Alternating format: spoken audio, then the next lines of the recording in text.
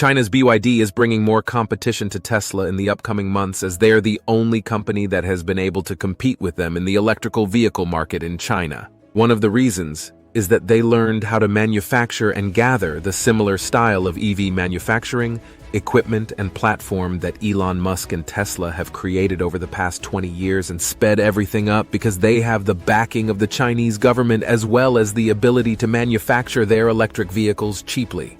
They also have a brand name in other industries that the Chinese people have trusted over the past couple of years. Oh, and let's not forget they also have investments from Warren Buffett. Well, BYD is planning to launch its first electric pickup truck in a couple of months. This pickup truck will be one of many new models introduced by BYD. Obviously, there is little competition around the world so far in the truck space, as most people prefer gas-powered trucks over TVs. The only known players in the market are the Tesla Cybertruck, Ford F-150's Lighting, and the Rivian R1T. The pickup truck BYD is building has been seen on the road via pictures.